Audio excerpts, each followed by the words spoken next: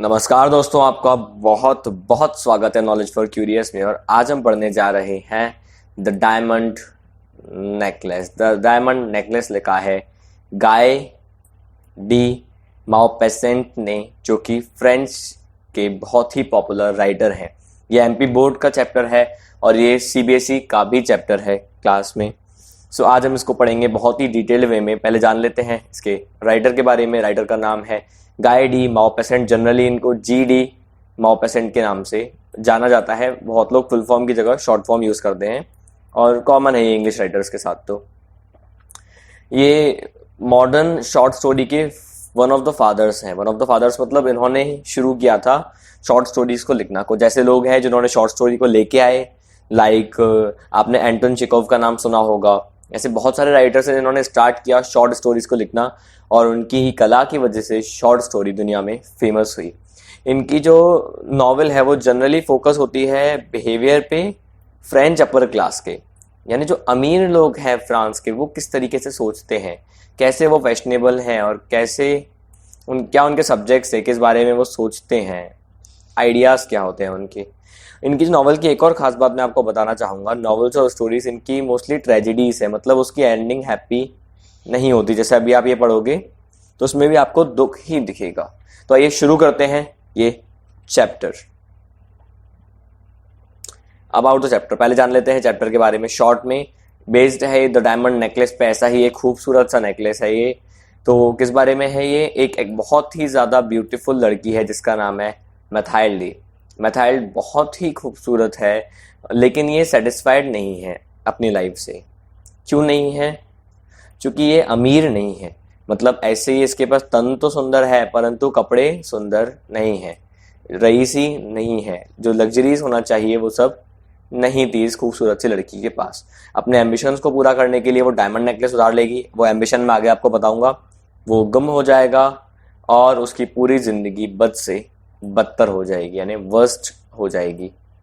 अब देखते हैं ये सब कुछ कैसे होता है। So let's begin. देखिए पार्ट 1, इसमें क्या होगा मैं आपको वर्ड टू वर्ड समझाऊंगा। नॉलेज फॉर क्यूरियस समरीज में बिलीव नहीं करता, आपको वर्ड टू वर्ड पढ़ाता है ताकि आप जो एक्स्ट्रैक्ट्स है उसको अच्छे से सॉल्व कर पाओ। तो आइए रीड करते हैं one by one. She was one of those pretty and charming young girls who sometimes are bored. इसका मतलब वो उन सुंदर कन्याओं में से थी जो बहुत कम पैदा होती हैं। कम पैदा होने का मतलब रेयर थी, डिस्टिंग्विश्ड थी, बहुत ज़्यादा ही सुंदर थी, नॉर्मल नहीं थी। As if by a slip of fate into a family of clerks। लेकिन कहाँ पैदा हुई थी? एक फैमिली ऑफ क्लर्क्स में, यानी एक अमीर घराने में पैदा नहीं हुई, गरीब घराने में पैदा हुई। She had no dowry, no expectations, no ways of being, none understood, loved and wedded by any rich and distinguished man। अब प्रॉब्लम क्या थी? गरीब थी, ना दहेज थे, दहेज था उसके पास शादी करने को, ना उम्मीद थी कोई कि मुझे कोई प्यार करेगा और मुझे अमीर घर में शादी होगी, मैं जानी जाऊंगी, मतलब फेमस हो पाऊंगी, अमीर बनूंगी, लग्जरियस लाइफ मिलेगी, अमीर पति मिलेगा, ऐसी कुछ भी उम्मीद उसको नहीं थी। डिस्टिंग्विश्ड मैन मतलब यहाँ पर है कोई स्पेशल आदमी जो अमीर हो, जिसकी जो इज्जत ज़्यादा हो, जो स्पेशल हो थोड़ा सा।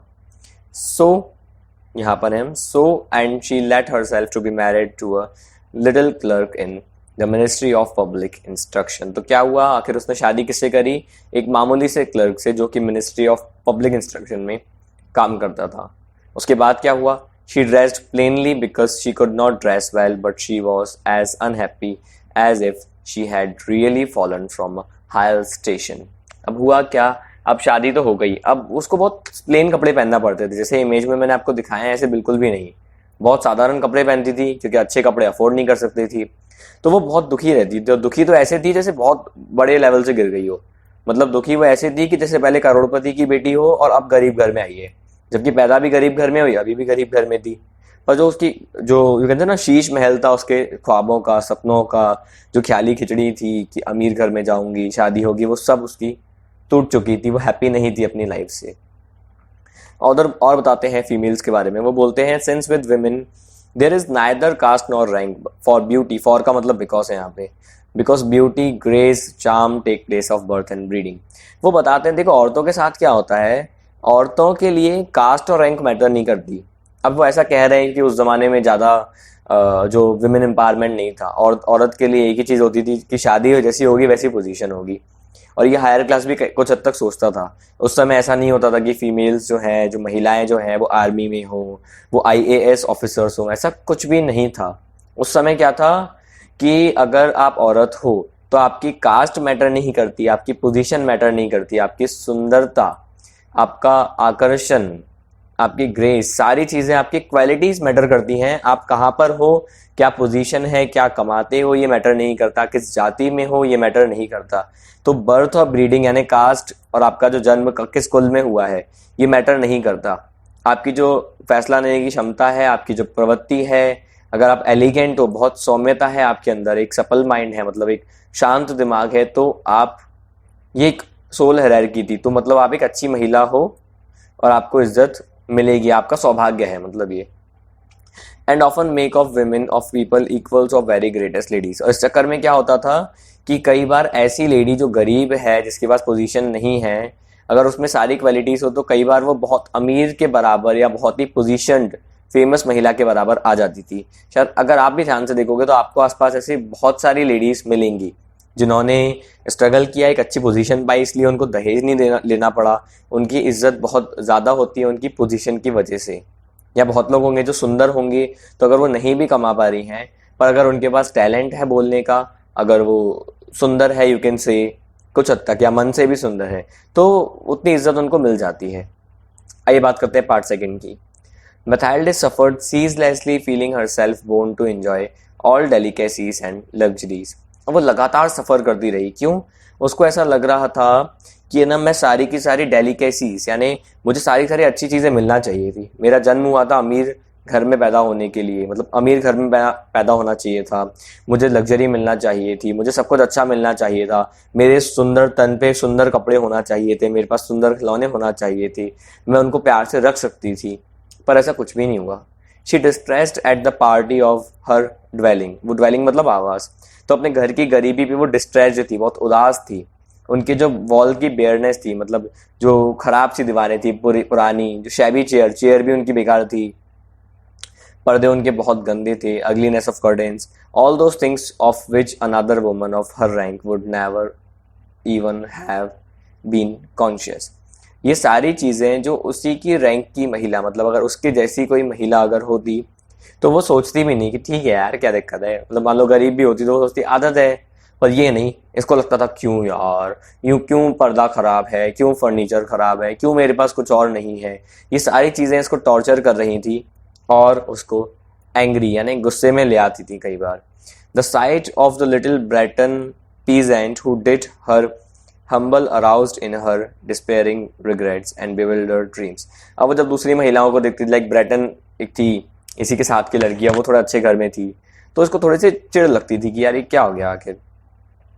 she thought of imagined silent ant chambers hung with oriental tapestry illumined by tall bronze candelabra and of two great footmen in knee breeches who sleep in big arm chairs। अब इसके सपने क्या थे देखना, बहुत अमीरों वाले हैं। उसको क्या लगता था कि बड़ा सा मेरा घर होगा, उसमें बड़े बड़े एंट चैम्बर्स होंगे। एंट चैम्बर मतलब होता है जो ड्राइंग रूम, आपने सब जानते होंगे कि जो अपना घर का बड़ा एंट्रेंस होता है और बड़े एंट्रेंस के जस्ट बाद होता है ड्राइंग रूम, और बेडरूम्स होते हैं पीछे की साइड। तो जो भी आते हैं मेहमान उनको भव्य से ड्राइंग रूम में रखा जाता है। आप लोग के यहाँ भी आप जहाँ पे मेहमान को बिठाते हो आप ध्यान रखते हो कि वहाँ पे सफाई ज़्यादा हो और लोग कम जाएं, क्योंकि वो दिखाने के लिए दिखावा होता है। तो वहाँ पे क्या होगा, बड़े बड़े ओरिएंटल टेपेस्ट्री, मतलब बहुत एंटीक्स होंगे वहाँ पे, डिज़ाइन वाले पर्दे होंगे वहाँ पे, बड़े बड़े कैंडल बेरा मतलब ऐसे झूमर होंगे बड़े बड़े, और बड़े दो गार्ड होंगे, नी ब्रिजेस मतलब निकर पहने हुए सिक्योरिटी गार्ड्स होंगे, तो बड़ी बड़ी आर्म चेयर में बैठे हुए होंगे और स्टोव के बगल में वो लोग सो रहे होंगे। फिर इसने इतना ही नहीं, थोड़ा और डिटेल में आपको बताता हूँ। इसने क्या सोचा, बड़े बड़े लॉन्ग रिसेप्शन हॉल होंगे, मतलब रिसेप्शन हॉल वही होता है एंटर रूम जैसे, जहाँ पे अंदर आप जाते हो, बैठते हो, आराम से पार्टी शार्टी करते हो।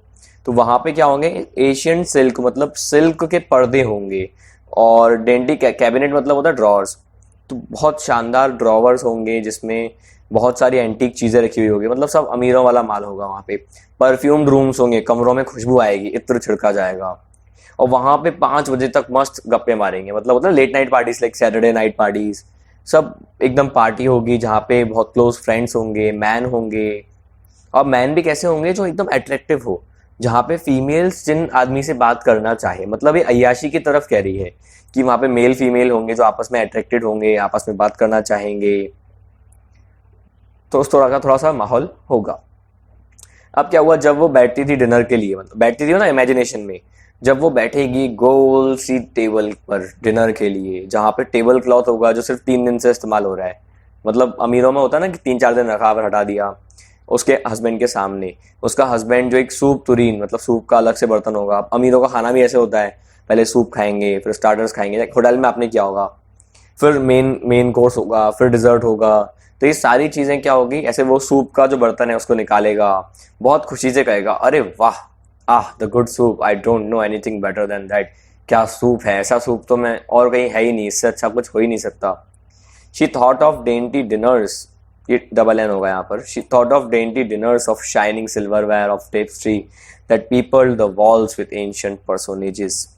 उसने क्या सोचा है, भव्य डिनर होगा, मतलब बड़ी सी टेबल, बहुत सारा खाना, एकदम पकवान होंगे, और जो हर तरफ क्या होगा, दीवारों पे क्या होगा, पर्दे होंगे, बहुत ही पुराने जो एंटीक्स हैं उसकी तस्वीरें होंगी कि जैसे, and with strange birds flying in the midst of a fairy forest. ये इमेजिनेशन है कि पर्दे पे क्या होगा, एक जंगल होगा, फेरी फॉरेस्ट मतलब ये परियों वाला एक जंगल, जो परियों की कहानी में होता है ना, जंगल, जंगल के ऊपर पेड़, जो पंछी हैं वो उड़ रहे होंगे।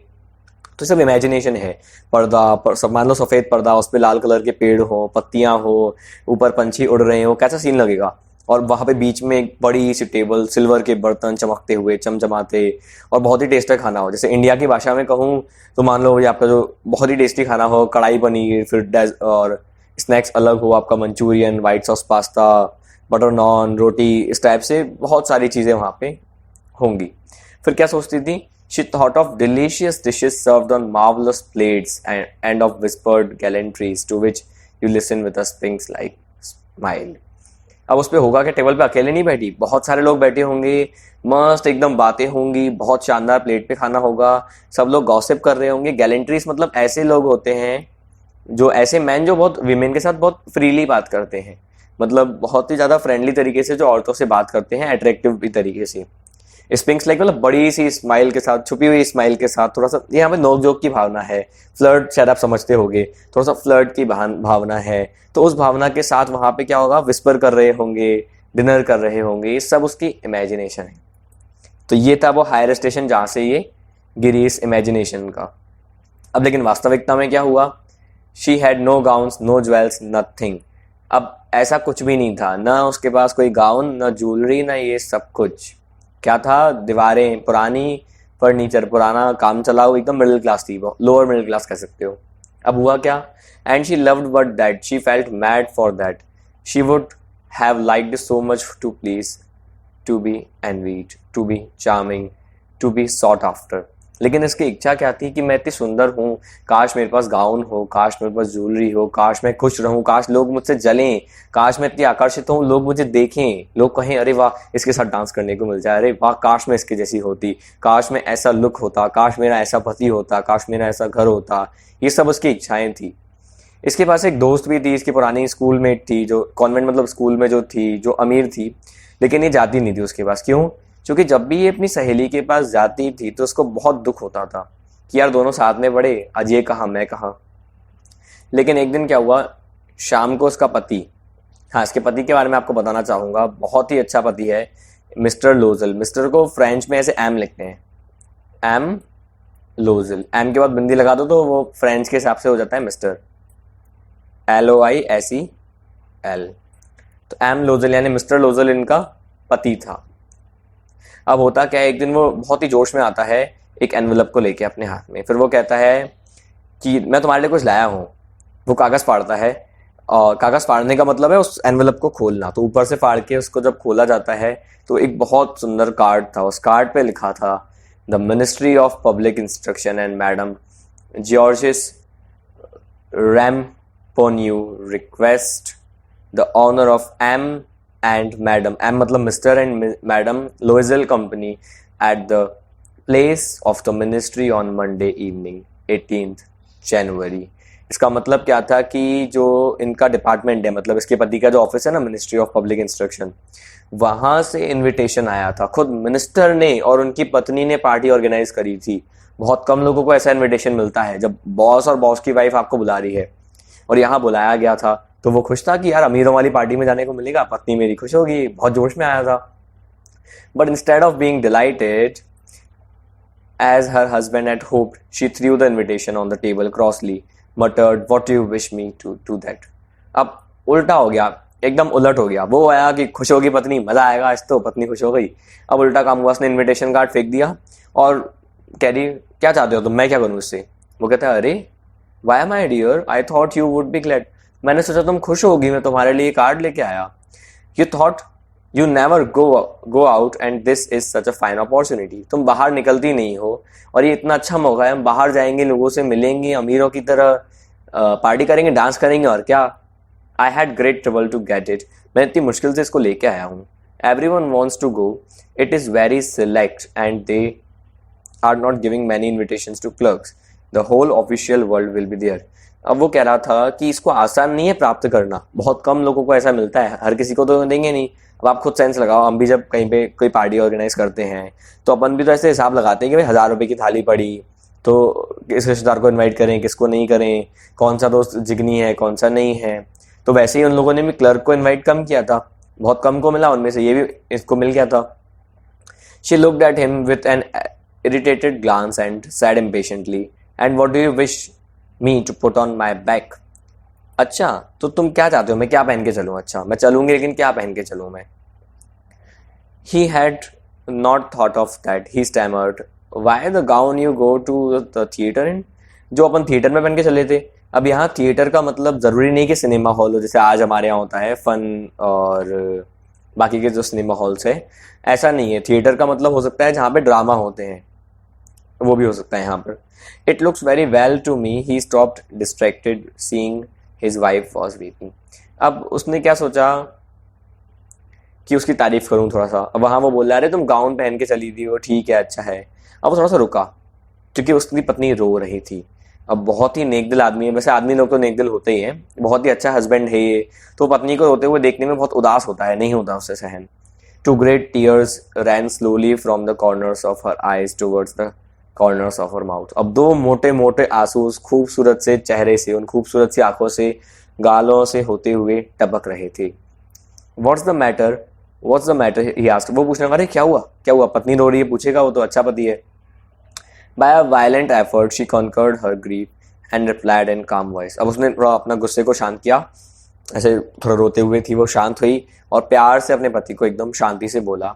While she wiped away her tears, आंसू पोंछते हुए बोलती है अपने पति को, nothing, only I have gown and therefore I can't go to this ball, give your card to some colleagues whose wife is better equipped than I am. वो कहती है नहीं, मेरे पास सिर्फ एक वही गाउन है, वो अच्छा नहीं है, मैं नहीं आ पाऊंगी, काम करो तो मैंने ये किसी कोलीग को दे दो, अपने किसी साथी को दे दो जिसकी पत्नी के पास मुझसे अच्छे कपड़े हों। अब ऐसा तो करेगा नहीं, पति तो इतनी उम्मीद से लाया है ना। He was in despair, he resumed, वो उदास हो गया, वो थोड़ा देर रुक के बोलता है, come let's us see Mathilde, how much would it cost. अच्छा चलो देखते हैं, तुम ये बताओ कितना लगेगा, कितने का खर्चा होगा। A suitable gown which you could use on another occasion, something very simple. अच्छा ऐसा कुछ खरीदना कि तुम अगली बार भी पहन पाओ, मतलब अपन खर्चा कर रहे हैं, इन्वेस्टमेंट कर रहे हैं, तो अगली बार भी वो कपड़े काम आए। जैसे होता है ना, आपके बड़े भी होंगे तो वो कई बार दिवाली पे कपड़े दिलाते हैं, तो उनको पता होता है आज दिवाली है, तो इस बार दिवाली है, उसके 1 महीने बाद भैया की शादी होगी, तो वही वाले कपड़े काम आ जाएंगे, है ना। फिर कोई और प्रोग्राम होगा तो वहाँ काम आ जाएंगे। फिर 6-7 महीने पहनने के बाद या 1 साल पहनने के बाद उसी को घर में निकाल लेंगे, तो ऐसे पैंट घर में, शर्ट घर में निकल आएगी। तो मतलब प्लानिंग करते हैं मिडिल क्लास के हम लोग कि भैया ये कपड़े लिए, यहाँ पे काम आने हैं, यहाँ पे काम आने हैं, अभी शादी, इसके बाद दिवाली, इसके बाद बुआ की शादी, इसके बाद भैया की शादी। तो वैसे ही इसने भी कहा कि कुछ सिंपल सा खरीद लो, बाद में अपन को काम आ जाएगा। कितने का आएगा बताओ। तो वो सोचती है थोड़ी देर, थोड़ा हिसाब लगाती है मन में, मतलब पत्नी है, प्लानिंग तो पूरी होगी इस पर। फिर कहती है कि थोड़ा सा वो कह लिए also what sum she could ask without drawing on herself an immediate refusal. And frightened exclamation from the economical crank. अब वो मन में क्या सोच रही होती है ये बताया गया है कि ऐसा अमाउंट बोला जाए कि पति हाँ कहे, ऐसे ना हो कि मुंह पे मना कर दिया। मान लो आपके पति की सैलरी 10,000 है, आप 21,000 की साड़ी मांगोगे, कहाँ से पति हाँ करेगा? सोच समझ के चीज मांगी जाती है कि पति हाँ बोल दी और सीधा ऐसे मुंह पे मना ना कर दे। और वो इकोनॉमिकल है, कंजूस है पति, थोड़ा गरीब है, सोचना पड़ता है ना। एक बेड़े को देखा होगा आपने तारक मेहता में, या बहुत सारे लोग जो कंजूस होते हैं, तो वो थोड़ा कंजूस टाइप है, तो वो सोचती है कि क्या किया जाए। फिर वो एक अमाउंट बताएगी अगले स्लाइड में। फाइनली शी रिप्लाइड हेजिटेटिंगली, थोड़ा हिचकिचाते हुए वो रिप्लाई करती है, मुझे नहीं पता एग्जैक्टली पर मुझे लगता है 400 फ्रैंक में मेरा काम चल जाएगा। ये 400 होगा, सॉरी 400 होगा ये। 400 फ्रैंक में मैं काम चला लूँगी, ज़्यादा नहीं। अब वो थोड़ा सा चेहरा से उसका रंग उड़ गया है, 400 तो बहुत होते हैं, फ्रैंक मतलब करेंसी है वहाँ की। Because he was laying aside just the amount to buy a gun and treat himself to as little shooting next summer on the plain of Nanterre। अब इतना ही एग्जैक्टली 400 फ्रैंक वो जमा कर चुका था और जमा कर भी रहा था अपने एक शौक के लिए। उसका शौक था शूटिंग खेलने जाएंगे, ये प्लेन ऑफ नैंटेरे एक जगह है, यहाँ पे जाएंगे, वह शूटिंग वूटिंग करेंगे, कुछ दोस्तों के साथ इसका प्लान था। तो जो सेविंग्स थी इसकी इस काम के लिए वो इतनी ही थी, एग्जैक्टली 400 फ्रैंक। अब उन्होंने कहा ठीक है भाई, मांग तो है ही, पूरे के पूरे दे दो, पत्नी से बड़ा कौन है आखिर। तो उसने कहा very well, I will give you your friend you 400 francs and try to have a pretty gown. ठीक है, मैं 400 फ्रैंक दूंगा, एक अच्छा सा गाउन खरीद लो तुम। The day of the ball ड्रीव near. अब वो जो बॉल का दिन, बॉल का मतलब क्या होता है, ये बॉल एक पार्टी होती है, मतलब बहुत शानदार पार्टी होती है जिसमें कपल डांस होता है। अगर आपने मूवी देखी है रुस्तम, बॉलीवुड की मूवी रुस्तम, तो वो रुस्तम मूवी में शायद आपने देखा होगा, वो जब अक्षय कुमार डांस कर रहा होता है, पीछे गाना चल रहा होता है, वो देखा हजारों दफा आपको, तो वो डांस चल रहा होता है ना, ये उससे भी अच्छा डांस है। ये बॉल डांस ऐसा होता है जब स्टेज पूरा घूमता है एक तरह से, तो सब लोग घूमते घूमते घूमते घूमते डांस करते हैं। ऐसा ये पार्टी का दिन आ रहा था। मैडम लोइजल दुखी लगने लगी, मतलब खुश होने की बजाय दुखी, एक्साइटेड नहीं है, अब दुखी है थोड़ी सी। अब दुखी क्यों है वो देखते हैं।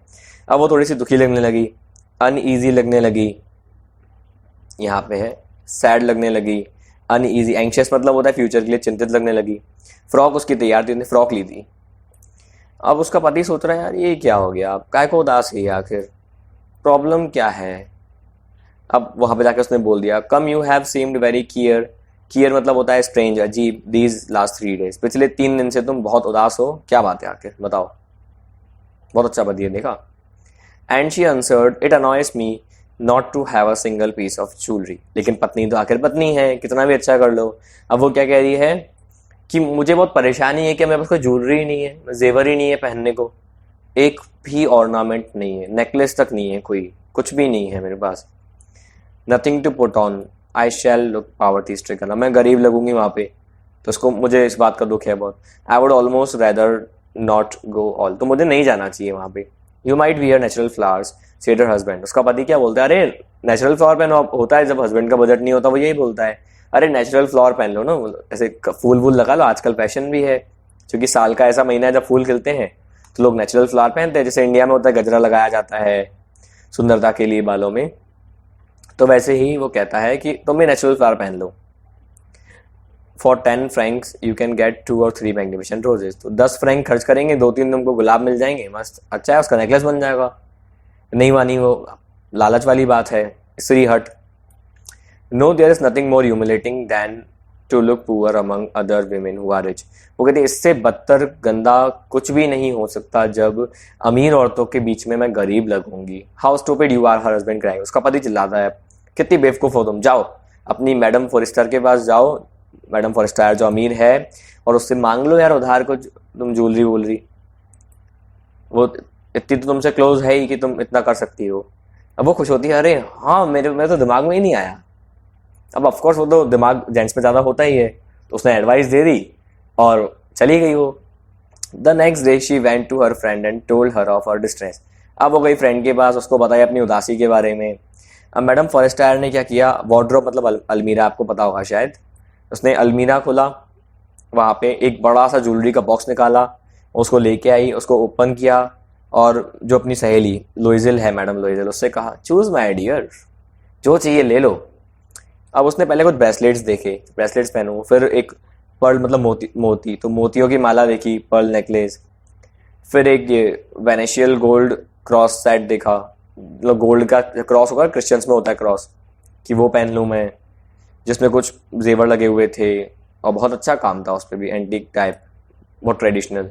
उसने और भी कुछ ऑर्नामेंट्स देखे, थोड़ा हिचकिचाई, पर नहीं समझ में आ रहा था क्या लिया जाए, क्या पहना जाए आखिर।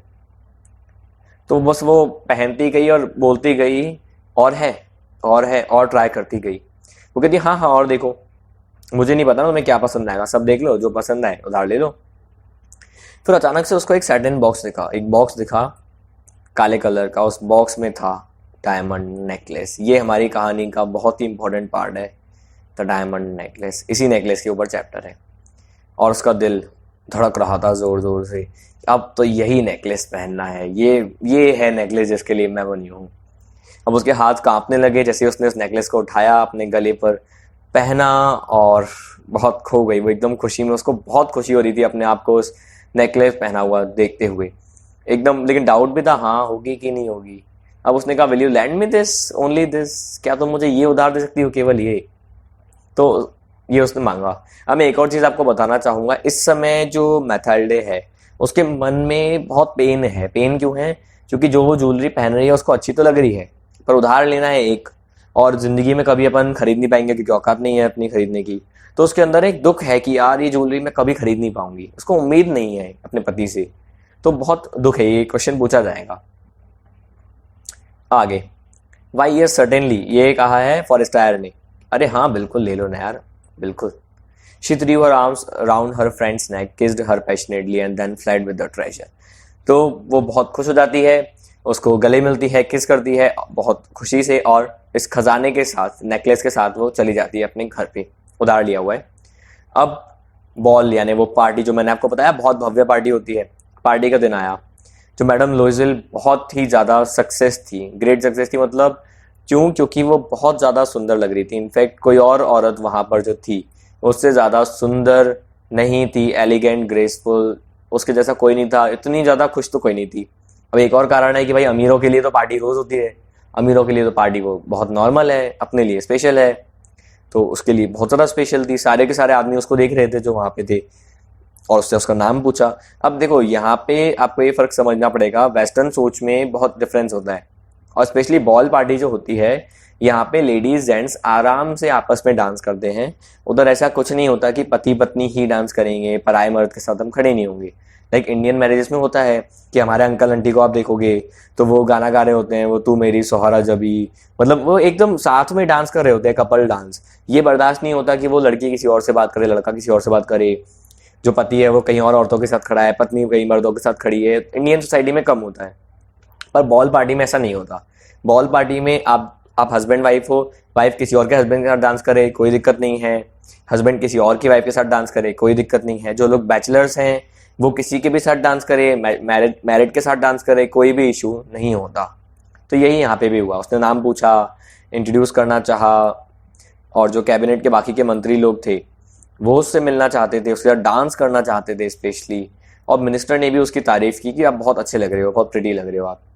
तो बेसिकली जो वो चाहती थी कि लोग मुझे देखें, लोग मुझसे खुश हों, जैसे आप एक्ट्रेस वगैरह को देख सकते हो, किसी भी हद तक जा सकते हैं सुंदर लगने के लिए, बेसिकली कि लोग हमें देखें, ज़्यादा से ज़्यादा ऑटोग्राफ्स हमारे हो, लाइक्स हमारे हो। तो इस टाइप से इसकी भी फीलिंग थी कि मैं सुंदर लगूं, और जो बेसिकली मेल है वो मुझसे बात करना चाहे, फीमेल मुझसे जलें।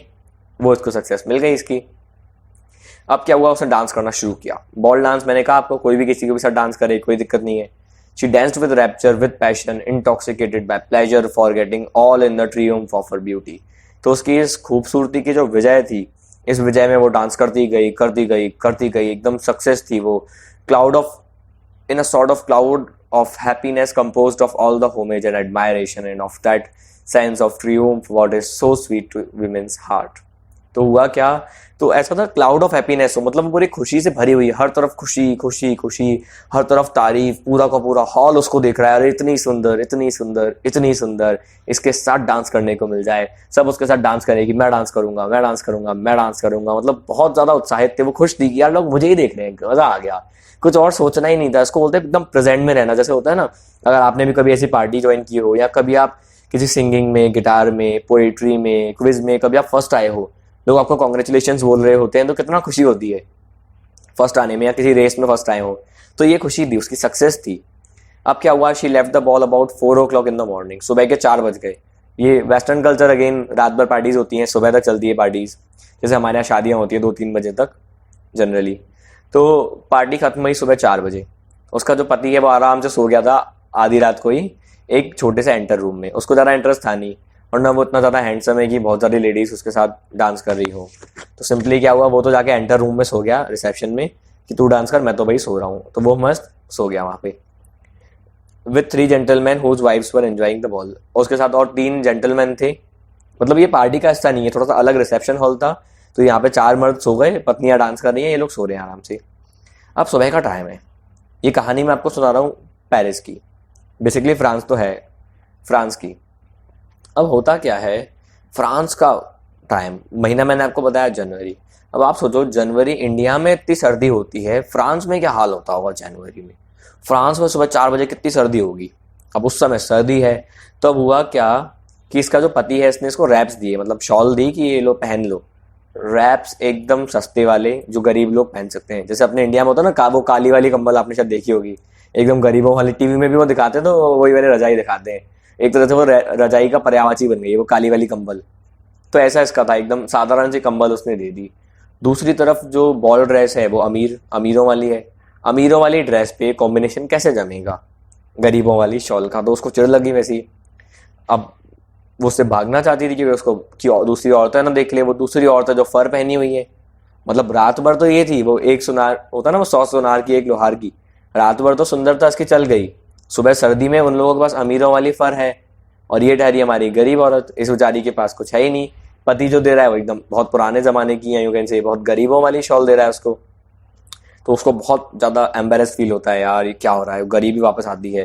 जैसे आप लोग को होता है ना, जब बहुत ज़्यादा वेकेशन मना लो उसके बाद अचानक से स्कूल जाना पड़ता है तो दुख होता है, वैसा दुख है कि अमीरों वाली लाइफ जी के वापस वो गरीबी सामने आई, तो उसको बहुत दुख होता है, वो भागने लगती है। तो उसके पीछे जाता है लूजल, जो लोएजल है पति, हेल्ड हर बैक, उसको पीछे से रोकता है, कहता है अरे wait a bit, you will catch cold outside, I will call a cab. अरे रुको रुको, मैं कैब बुला देता हूँ, सर्दी लग जाएगी बाहर, हम कैब में चलेंगे। But she didn't listen to him, rapidly descended the stairs. वो स्टेयर्स उतर गई, जीने उतर गई वो, और नीचे जाने लगी। अब ये स्टेयर्स मतलब होता है बिल्डिंग के बाहर थोड़े जीने उतरते हैं। When they reached the street, they could not find a carriage and began to look for one. अब उनको वहाँ पे कैरेज नहीं मिला, मतलब गाड़ी नहीं मिली कोई कि कैब मिल जाए, टांगा मिल जाए। अब वहाँ पे जो निकल रहा है टैक्सी उसको चिल्ला रहे, rickshaw rickshaw, taxi taxi, cab cab, ऐसे करके वो रोक रहे हैं उसको। They went towards the shiny in despair, shivering with cold. वो कपकपाते हुए चलते जा रहे हैं, चलते जा रहे हैं। At last they found on the key, इसको की बोलते हैं, क्वे नहीं बोलते।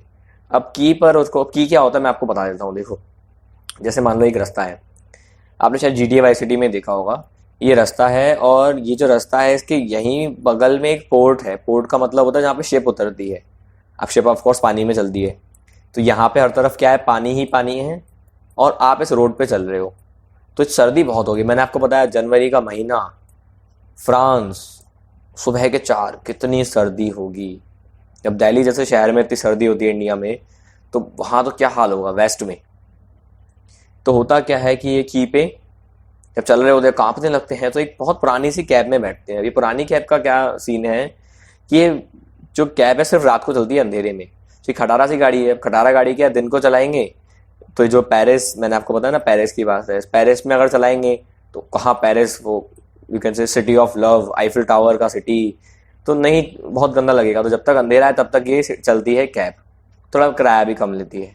अब इनके ये जो घर है रिविडेस मार्टरेस, वैसे आपको याद नहीं रखना है इसको, इस जगह पे कैब इनको छोड़ देती है। अब धीरे धीरे ये जीने चढ़ी और अपने फ्लैट में पहुंच गए। ये था मैथिल्डे की ज़िंदगी की सबसे खूबसूरत रात का एंड, जहां वो अमीरों की तरह रही। सब कुछ उसके लिए ख़त्म हो गया, उसके लिए जिसको वो as he reflected that he must be at the ministry at 10 o'clock that morning.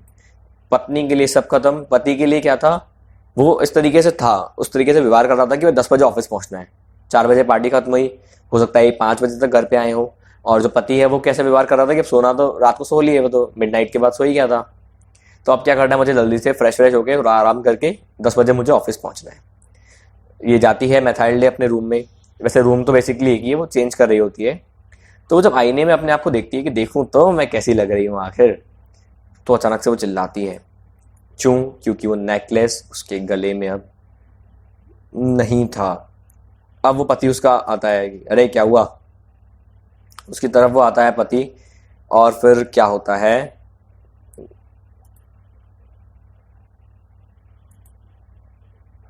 एक मिनट जी। अब उसका जो पति है वो आता है, वो I have lost madam Forestier's necklace she cried. वो चिल्लाती है मैंने वो नेकलेस गुम कर दिया। वो ऐसे क्यों बोल रही है कि वो हकलाती है। आप भी अगर कभी आपसे हुआ होगा कि कब टूटा होगा किचन में, मॉम आके पूछती है क्या हुआ, तो आप भी ऐसे बोलते हो ना मम्मी मम्मी मम्मी वो कब टूट गया। अब ऐसे ही वो भी अपने पति को ऐसे बता रही है I have lost madam Forestier's necklace, अरे मुझसे नेकलेस गुम हो गया। वो बहुत हैरान, शॉक्ड, उसका दिमाग खराब, अरे क्या कर दिया इन्होंने, व्हाट आई हाउ इम्पॉसिबल, और नहीं हो सकता, ये नहीं हो सकता। वो बहुत दुखी हो गए, वो शॉक्ड हो गए एकदम। They looked among folds of skirt of her cloak and in her pockets everywhere but did not find. अब आपका भी अगर कभी मोबाइल गुम होता है या पैसे गुम होते हैं तो आप क्या करते हो, ढूंढते हो भाई जेब में तो नहीं है, एक ही जेब को 4 बार देखते हो। वो बैग जिसको हाथ नहीं लगाया कल से, उस बैग को भी हाथ लगाते हो। फिर आप देखते हो कि अपने आले में पोश मतलब होता है कवर, आले का कवर, उस कवर के नीचे, फ्रिज के कवर में, हर जगह ढूंढते हो। सेम इनके साथ भी हुआ। तो जो स्कर्ट के फोल्ड होते हैं, फोल्ड मतलब होता है जहाँ चुन्नट, एक तरह से जैसे साड़ी में होता है ना चुन्नट होते हैं, ऐसे फ्रॉक में भी क्या होता है चुन्नट होते हैं। तो जैसे वो चुन्नट में देखते हैं फ्रॉक में कि कुछ है कि नहीं, उसकी क्लोक मतलब जहाँ पे कुछ सामान रखती है वो आला, वहां पे तो कुछ नहीं है, पॉकेट्स में तो उसकी कुछ नहीं है, पर कुछ भी नहीं मिलता। You are sure you had it on when you left the ball. अब वो बोलता पत्नी से, अपनी पति, कि अच्छा जब हम पार्टी से निकले तुम्हारे पास था नेकलेस। वो कहती हाँ हाँ मुझे वो फील हुआ था जब हम वहां से निकल रहे थे ना बॉल, वो याद है मेरे हाथ में ही था वो। वेस्टिबल मतलब जो बिल्डिंग से आते वक्त जो हॉल पड़ता है, बेसिकली उस एंड एग्जिट वाले गेट से जस्ट पहले। हाँ मुझे याद है वहां मेरे पास था ये। तो शायद सड़क पे गिर गया होगा, पर सड़क पे गिरता अगर पैदल पैदल चलते टाइम तो हमें आवाज आती, इसका मतलब कहाँ है वो, कैब में गिरा है पक्का। So did you take his number. अब वो आपस में पूछ रहे होते हैं तुम्हारे पास नंबर है, तुमने नोटिस किया। वो दोनों शौक पे, कैब का कौन नंबर नोटिस करता है, वो भी इतनी सर्दी में ठंड में कांपते हुए तो आए। अब वो दोनों एक दूसरे की तरफ देखते हैं हैरानी से। अब आखिर में लोजल वापस कपड़े पहनता है, मतलब वो जो बाहर जाने लायक कपड़े पहनता है। वो कहता है मैं पैदल जाऊंगा ढूंढने। अब वो पूरा का पूरा इतना लंबा रास्ता जो अभी अभी ये लोग कैब में करके आए हैं तय, पूरा पैदल जाता है देखने के लिए कि रास्ते में कहीं पे गिरा तो नहीं है नेकलेस। बाहर गया और ये इसकी हिम्मत ही नहीं हुई ड्रेस चेंज करने की, इतना डर गई थी। तो ये चेयर पे बैठ गई और बिना किसी मतलब भरोसा भी नहीं था, ताकत भी नहीं थी उठने की, ये वहां बैठी रही। स्ट्रेंथ नहीं थी इसके पास कि मैं उठूं, बहुत ज्यादा सहमी हुई थी। Without any fire without thought. तो सर्दी में न उसने आग जलाई न कुछ सोचा, बस बैठी रही बैठी रही बैठी रही। उसका पति करीब करीब 7 बजे वापस आया, मतलब 5 से 7, कम से कम 2 घंटे, बहुत होते हैं 2 घंटे। तो करीब करीब 5 से 7 का जो पूरा टाइम है ये वो बैठी रही। उसका पति आया करीबन 7 बजे, उसने कहा कुछ भी नहीं मिला। वो पुलिस स्टेशन जाके आया है, वो न्यूज़पेपर ऑफिस भी होके आ गया इतने टाइम में। उसने ऑफर भी वो भी छपवा दिया, इश्तिहार, कि वो होता है ना लॉस्ट एंड फाउंड का नोटिस अपन लिखते हैं जो, कि ये गुम हुआ है, अगर आपको मिलता है तो हमें दो, इसके हम आपको पैसे देंगे, इनाम दिया जाएगा। कैब कंपनीज के पास गया कि भाई यहाँ से मैंने कैब हायर की थी, अब प्लीज़ मुझे दिला दो ये नेकलेस। जहाँ पे उसको थोड़ी भी उम्मीद थी कि मुझे मिल सकता है वो गया, पर कुछ भी नहीं मिला। अब पत्नी इसका पूरा दिन बैठी रही, इंतजार करती रही, वो उसी पागलपन में कि अब क्या होगा अब क्या होगा अब क्या होगा। ऑफिस तो जाना ही था, नौकर आदमी है लोजल। ऑफिस गया, रात को वापस आया और पूरा पेल फेस था, क्योंकि वो ऑफिस के बाद फिर देख चुका था, पर कुछ इंतजाम नहीं हुआ था नेकलेस के बारे में, कोई रिपोर्ट नहीं आई थी। अब वो अपनी पत्नी को आइडिया देता है, एक काम कर, अपनी फ्रेंड को एक लेटर भेज कि है ना नेकलेस का जो क्लैस्प है, मतलब हुक होता है ना बेसिकली पहनने का, वो टूट गया है और हमने उसको है ना रिपेयरिंग के लिए दे दिया, जिससे हमको टाइम मिलेगा कि हम कुछ सोचें क्या करें। तो पति के बोलने पर पत्नी ने लेटर लिख दिया। 1 हफ्ता खत्म हो चुका था, पूरी उम्मीद जा चुकी थी। okay. अब क्या किया जाए समझ में नहीं आ रहा था कि कैसे आकर इसको वापस किया जाए। मतलब बहुत ज़्यादा उदासी हमको देखने को मिलती है इस वाले सीन में। अगले दिन the next day They took the box that had contained it and went to the jeweler whose name was found within. अब बॉक्स के अंदर जूलर का नाम लिखा था, वहां पहुंच गए वो। अब उस बंदे ने अपना पूरे रिकॉर्ड्स चेक किए, जो उसका रिकॉर्ड मतलब जो RECORD होता है ना, तो एक ये होता है रिकॉर्ड जब हम बात कर रहे होते हैं वर्ब की, लेकिन जब नाउन होता है उसको रिकॉर्ड बोलते हैं। आप याद रखिएगा, आपको 1 नंबर का क्वेश्चन आ सकता है ये। जब मैं आपको वर्ड स्ट्रेस पढ़ाऊंगा तो मैं आपको ये चीज़ समझाऊंगा बहुत ही अच्छे से। तो उसने अपनी बुक्स यानी रिकॉर्ड पूरे चेक किए। वो कहता है मैं नहीं था मैडम जिसने ये नेकलेस बेचा है, मैंने इसको खाली फर्निश किया था। नेकलेस तो कहीं और से खरीदा गया है, मैंने इसको फर्निशिंग कर दी ऊपर से, इसको जो था ना सोने का पानी चढ़ाना या इस टाइप से कुछ करना। फिर वो गए एक ज्वेलर से एक ज्वेलर के पास, नेकलेस का पता करते करते करते करते दोनों बहुत दुखी थे, दोनों निराशा से भर चुके थे। क्या किया जाए क्या किया जाए, समझ में ही नहीं आ रहा था सेम नेकलेस कहाँ मिले कहाँ मिले। अब एक जगह गए वो पैलेस रॉयल, इस जगह पे उनको नेकलेस मिला सेम एकदम, और कीमत थी 40,000 फ्रैंक्स। अब आप खुद अंदाज़ा लगाओ, सीधा जीरो बढ़ गया। 400 फ्रैंक बंदे ने सेविंग अभी अभी खर्च की है अपनी, और एक जीरो लग गया इसके आगे कि भाई इतना अमाउंट आपको खर्च करना है। और अब हुआ क्या, उन्होंने बार्गेन कर लिया कि भाई 36 का लगा दो हमको। तो अब जूलर से उसने विनती की इन लोगों ने कि सर प्लीज़ अब 3 दिन तक इसको मत बेचना, 3 दिन में हम पैसों का इंतजाम कर लेंगे, आप ये हम ही खरीदेंगे, आप मत बेचना इसको। तो फरवरी का एंडिंग आने वाला था, 18 जनवरी को किस्सा शुरू हुआ ही नेकलेस गुम होने का। अब फरवरी का अंत आने वाला था, इन्होंने कहा कि नहीं नहीं आप बेचना मत, हम खरीदेंगे महीना खत्म होने से पहले। सॉरी या तो अब होता क्या है, लोजल आगे बढ़ा। अब उसने जो 18,000 फ्रैंक थे उसके पापा जो छोड़ के गए थे उसके लिए, मतलब जो इकलौती इनके पास जो जायदाद सेविंग जो आप कहो वो था, उसने दे दिया। फिर भी बचा कितना, 36 का तय हुआ है, 18 इसके पास थे, 18,000, तो कितना बचा 18,000। अब 18,000 का इंतजाम करना था। और तो ये 18,000 फ्रैंक्स का इंतजाम कैसे हो, तो एक ही तरीका है, उधार लिया जाए। ऐसे कोई बैंक तो देगी नहीं आपको उधार बिना गारंटी के। तो उसने क्या किया, किसी एक दोस्त से 1000 मांग लिए, ऑफिस में किसी कुलीग से, फ्रेंड से, रिश्तेदार से, किसी से 1000 फ्रैंक मांगे, किसी से 500, किसी से 5 लुईस, लुईस भी एक तरह की करेंसी है, किसी से 3 लुईस। उसने नोट्स दिए। नोट्स देने का मतलब एक करेंसी नहीं है अपनी, नोट्स देने का मतलब जो जिसपे स्टैम्प पेपर पर साइन किया जाता है कि मैं इतने टाइम में इतना पैसा लौटाऊंगा और इतना इंटरेस्ट आप मुझसे ले सकते हो। जाने कैसे कैसे एहसान लिए उसने, सब कुछ गवाया। अशरर्स से डील करना पड़ा। अशरर मतलब होते हैं अशर्स, जो लोग पैसों का धंधा करते हैं, ये वसूली भाई। अशर से बिजनेस किया, जैसे जैसे लोग मिले पैसा देने वाले उनसे उसने डील कर दी, सब कॉम्प्रोमाइज़ किया। आने वाली ज़िंदगी उसने पूरी कॉम्प्रोमाइज़ कर दी, सब लिख दिया कि हाँ इस टाइम ये दूंगा, इस टाइम ये दूंगा। उधार लेता गया लेता गया लेता गया, जाने कितने रिस्क ले लिए बिना सोचे समझे, कट कट कट लिखता गया लिखता गया लिखता गया, क्योंकि डर बहुत लग रहा था आखिर क्या होगा क्या होगा। ब्लैक मैजिक बहुत बड़ा दुख उसके ऊपर आने वाला था, और सारे के सारे जो फिजिकल प्राइवेशंस यानी जो मुसीबतें हैं उसके जो शरीर पे आएंगी, ज़िंदगी पे आएगी, उन सब के लिए वो तैयार था। He went to get the new necklace laying upon the jeweler's counter 36,000 francs। अब वो अकेला ही उसने क्या किया, पूरा इंतजाम कर लिया 36,000 फ्रैंक का। गया ज्वेलर के काउंटर के पास, रखे पैसे और ले आया, और अपनी पत्नी की इज्जत से मेरा मतलब है पत्नी को बचा लिया, क्योंकि पत्नी अरेस्ट होती ना उसकी।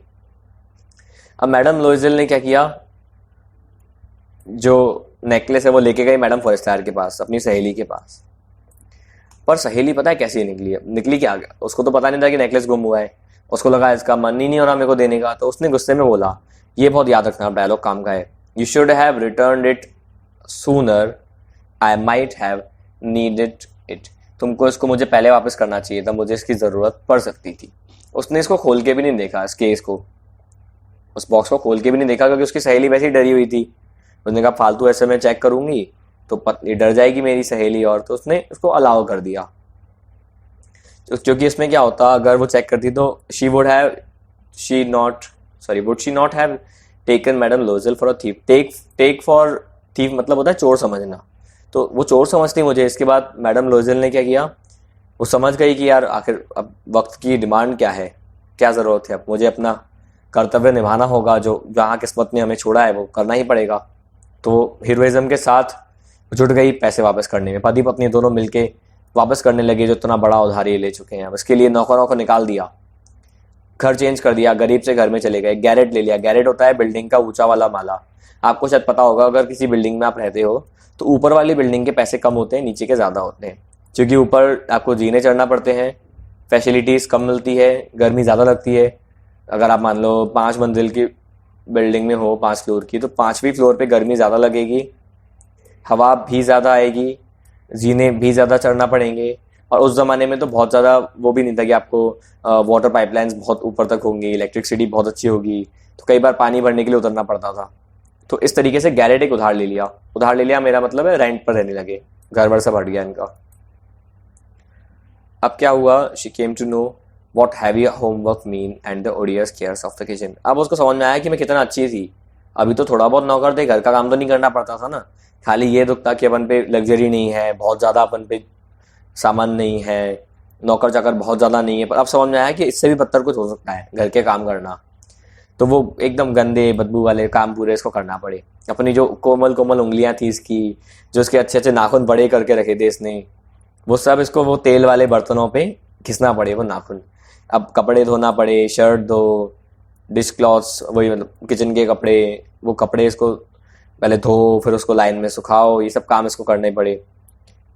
फिर मॉर्निंग में बर्तन लेके जाओ नीचे, पानी भर के लाओ नीचे जाके, और हर बार रुको, सांस लेते। थक जाती है क्योंकि कमज़ोर तो थी, कोई बचपन से आदत तो थी नहीं काम करने की, बहुत ज़रा नाजों से पाला गया था उसको, भले गरीब लोग थे माँ बाप। तो हर बार रुक रुक के हाफ हाफ के लेके आती थी ऊपर। और अब क्या हुआ, हालत एकदम इसकी हो गई, गरीबों की तरह कपड़े पहनने लगी ये। अब फ्रूट वाले से, ग्रोसर से, बुचर मतलब नॉनवेज वाला, जो नॉनवेज बेचता है, जो कसाई, वो इन सब से वो क्या करती थी, बास्केट लेके जाती थी, खरीदती थी सामान, बार्गेन कर करके, अरे ये 10 का 1 है, 20 के 3 लगाओ, ऐसे करके बार्गेन कर करके वो पैसे बचाती थी।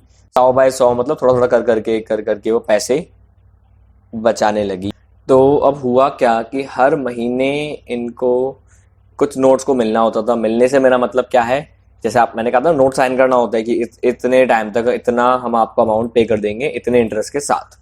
अब क्या होता था, अब हर महीने पैसे जमा किए तो कुछ नोट्स क्या होगा, पूरे हो जाएंगे, ठीक है इतना उधार हो गया, इसका हो गया, इसका हो गया। इससे 1000 रुपये लिए थे, रुपए से मेरा मतलब फ्रैंक्स है यहाँ पे, इससे 1000 फ्रैंक लिए थे, चलो उसको दे दिए, 500 लिए थे, चलो उसको दे दिए ब्याज के साथ। पर क्या हुआ, कुछ रिन्यू करना पड़ते थे। कई बार होता है कि अपन उतना उधार नहीं दे पाते जितना हमने लिया हुआ था, तो नया उधार लेना पड़ता है। तो इससे उधार लिया, उसको दिया। इंग्लिश में इसको बोलते हैं रॉब पीटर टू पे पॉल। ये आपको याद नहीं रखना, हालांकि ताकि कुछ और टाइम मिल जाए हमको। इस तरीके से इनका चलता रहा। उसका जो पति था वो बहुत काम करता था इवनिंग्स में। ट्रेडमैन के अकाउंट बनाएगा, मतलब व्यापारियों के जो अकाउंट्स होते हैं वो बनाने का, खाते बनाएगा। रेत जो नाइट में वो क्या करता है, मैन्यूस्क्रिप्ट को कॉपी करता है, जिसको 500 मिलते थे। 100 ये एक तरह की करेंसी है।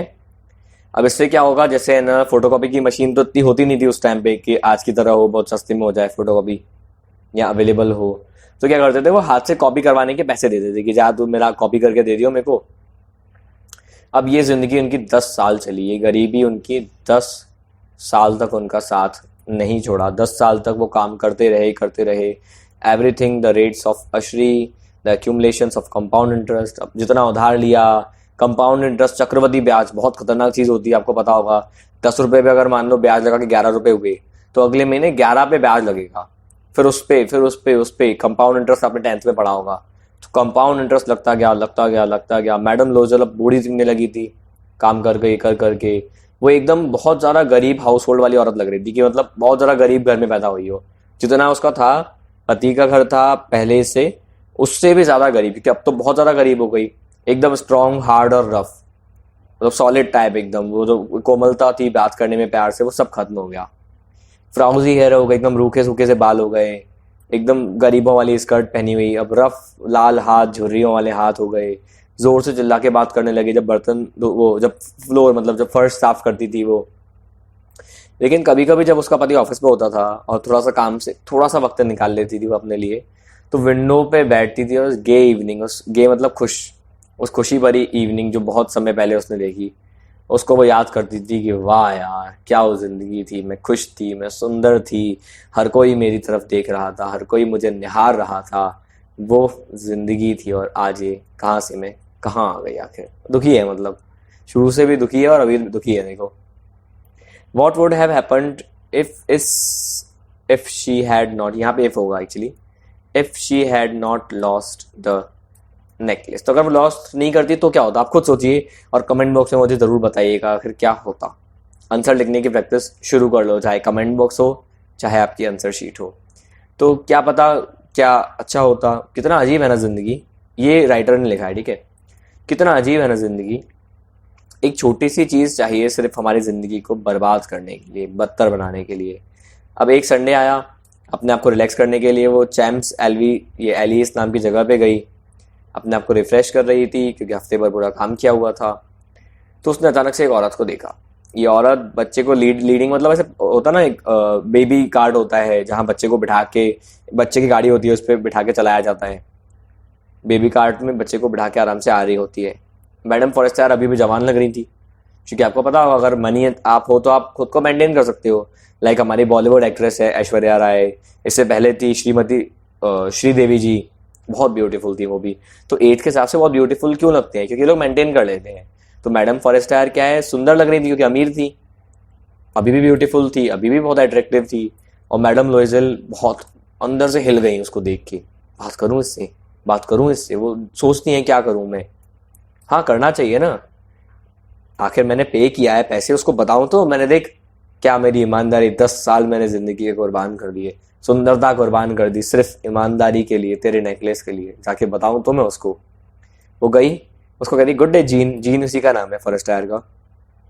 दूसरी मतलब वही फॉरेस्टायर हैरान हो गई कि यार मुझे ये अनजान सी औरत, एक प्लेन गुड वाइफ, मतलब ये एक हाउस वाइफ लग रही है, बहुत साधारण गरीब सी, मुझसे क्यों बात कर रही है, मैं तो नहीं जानती इसको, पहचान ही नहीं, हकला के बोलती है थोड़ा सा अटक अटक के, मैडम आप जानते हो शायद आपने गलती कर दी, वैसे मैं तो आपको नहीं जानती। वो कहती अरे मैं मैडम वो लोइजल हूँ मैं। वो कहती हैं आप लोइजल हो। वो चिल्लाती है वो मेरी बेचारी, पुअर मतलब गरीब नहीं बेचारी, मेरी बेचारी लोइजल, मेरी मैथाइल्डे, तुम कैसे बदल गई इतना आखिर तुम्हें। वो कहती हाँ मुझे बहुत बेकार ज़िंदगी मिली, जब से मैं पिछली बार तुमसे मिली थी ना उसके बाद से मैं बहुत ज़्यादा गरीबी में हूँ, वो सिर्फ तुम्हारी वजह से, पता है। वो कहती है मेरी वजह से क्या है, मेरे क्यों गले पड़ रही है। अब वो कहती है ऑफ मी हाउ, क्यों मेरी वजह से कैसे। अब वो कहती है तुम्हें याद है वो डायमंड नेकलेस तुमने मुझे उधार दिया था मिनिस्ट्रियल बॉल वाले दिन 10 साल पहले। तो ये फ्लैशबैक में चले जाते हैं 10 साल पहले क्या हुआ था। वो कहती है हाँ हाँ हाँ पता है मुझसे वो गुम हो गया था। वो कहती गुम हो गया था, तुम तो मेरे पास वापस लेके आई थी। अरे मैं तुम्हारे पास उसके से मिलता जुलता नेकलेस लाई थी जिसका उधार वापस करने में, जिसके लिए जो हमने पैसे उधार लिए वो वापस करने में हमारे ज़िंदगी के 10 साल चले गए। तुम समझ सकती हो ना, आसान तो है नहीं हमारे लिए, जिनके पास कुछ नहीं है उनके लिए। अब लेकिन आखिर वो ख़त्म हो गया और मैं बहुत खुश हूँ कि आखिर मेरे दिल से वो बोझ चला गया, मैंने वो उधार वापस किया। अब मैडम फॉरेस्टायर बहुत सहमी हुई थी सब सुन के, मतलब समझो वो एकदम शॉक्ड थी कि ये क्या हो गया, क्या बोल रही है आखिर ये। उसने कहा तुमने कहा कि तुम डायमंड्स का नेकलेस लेके आई मेरे नेकलेस को वापस करने के लिए, ये फॉरेस्टायर बोल रही है, याद रखिएगा। वो कहती है हाँ तुम्हें पता नहीं चला, कितना सिमिलर था वो नेकलेस, देखा कैसा नेकलेस लाया, तुम्हें पता ही नहीं चला कि नेकलेस हमने बदला है। वो खुशी से बहुत ज़्यादा बोल रही होती है, ये बहुत खुश होती है लोइजल। अब क्या होता है, जो मैडम फॉरेस्टायर है वो बहुत अंदर से हिल गई, उसने अपने हाथ अपने सिर पे रख दिए, मतलब हाथ थोड़े से उठाए अपने सीने पे या सिर पे रखे। वो कहती अरे मेरी बेचारी मिथाइल्डे, क्यों क्यों, मेरा नेकलेस एक पेस्ट था, पेस्ट मतलब एक डुप्लीकेट नेकलेस, आर्टिफिशियल ज्वेलरी थी, उसकी कीमत कितनी थी 500 फ्रैंक ज़्यादा से ज़्यादा, और उसके चक्कर में तुमने ज़िंदगी के 10 साल काले कर दिए, अपने 36,000 फ्रैंक तुमने लौटा दिए, खुश भी नहीं रह पाई 10 साल। तो यहीं पे ये स्टोरी एंड हो जाती है। मैं आपको एक और चीज़ बताना चाहूँगा, नॉलेज फॉर क्यूरियस ने लॉन्च कर दिए हैं अपने ऑनलाइन कोर्सेज। अगर आपको और ऐसी डिटेल्ड एक्सप्लेनेशन चाहिए, word to word explanation chapter की, और भी बहुत सारी चीज़ें अगर आपको चाहिए तो आप हमारा ऑनलाइन कोर्स ज्वाइन कर सकते हो। Online course class 12th English MP board CBSE के लिए है। इसकी अधिक जानकारी के लिए लिंक डिस्क्रिप्शन में गिवन है। सो लाइक करने का, आपको ये वीडियो पसंद आई हो शेयर करें अपने दोस्तों के साथ, हमारे इस प्रयास को सब्सक्राइब करें, नोटिफिकेशंस का बटन दबा दें और वीडियोस के लिए। And finally